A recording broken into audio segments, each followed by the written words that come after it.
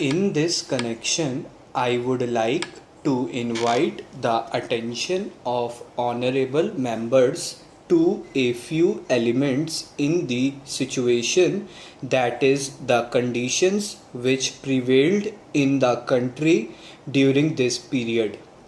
They have to an extent influenced the rate of progress and also have been responsible for most of the difficulties or disappointments we have experienced. The first thing is, and that is important, what was the starting point? What was the stage of development reached? India's per capita national income viewed in the international context was among the lowest. There was yet another significant fact. The national income was not at a very low level, but also there was no evidence that this country was catching up with the increase in population, that is, the trend in regard to per capita national income was downwards. It did not amount to stagnation, but certainly there was deterioration, and therefore our planning effort had to face this downward pull which had to be overcome. It took a number of years, the period of first plan and a part of the second plan, to achieve that. That is a very big result we have achieved, because then a certain dynamism is introduced in the economy which pushed it forward. It will be recognized that among our handicaps, and there were many handicaps, was our lack of experience initially in tackling big tasks.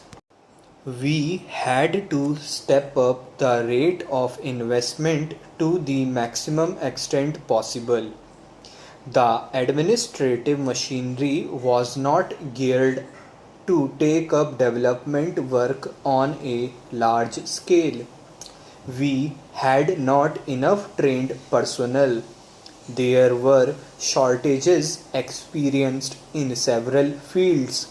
The difficulties were accentuated by the fact that the step up in the rate of investment was very rapid.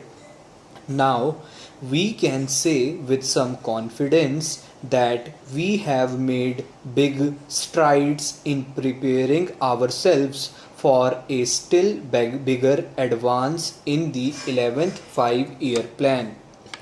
It is plain that India is an underdeveloped country, and what we need is more investments and therefore more savings. A large majority of the people are not in a position to make any savings. That is a fact which has to be faced squarely. There is yet another factor which has a very important bearing on the pace of our progress. It is our democratic structure. I am convinced that democratic forces will become an ally of development. Sir, I was referring to the situation through which we have passed. It is a fact that our people, who are a free people, are slowly awakening to the new developments in the country. There is a new consciousness about their needs and their rights. Therefore, they ask for more and the claims pile up. That is one side. On the other side, we have not got the methods to extract more and more out of their low current incomes for the purpose of investment. Therefore, that handicap does remain, but As I have indicated, I am sure that this handicap will diminish progressively, and in due course it will become a much greater positive force than it is today. When all sections of the population participate and every individual becomes a willing partner in this process of development, certainly the results are going to be extraordinarily good. That is another factor. Sir, now in regard to our planning effort, we are asked as to why certain targets have not been realized and what has happened to the price level.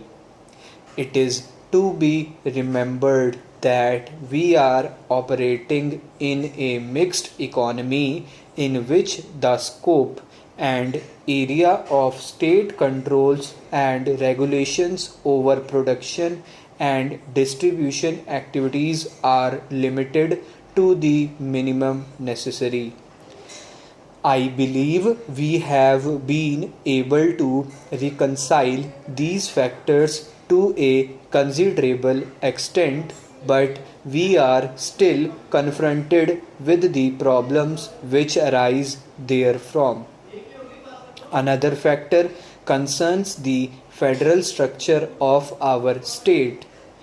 We are supposed to formulate and execute the plan at various levels, including the center, states, and local bodies. Again, I think it is not a disadvantage, but certainly in the coordination of the various processes of planning and development, certain difficulties do arise.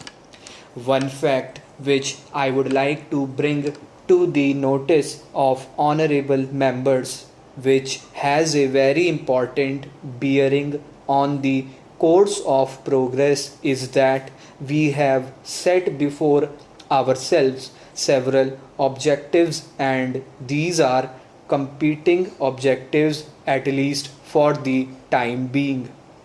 Our main objective is that the tempo of development should increase to ensure better standards of living to the people. This is one objective. Another objective which we have placed before ourselves is that we should be able to maintain a certain rate of growth of the economy. To achieve this, we should rely on ourselves as far as possible and not be dependent on others. That is one phase of economic independence.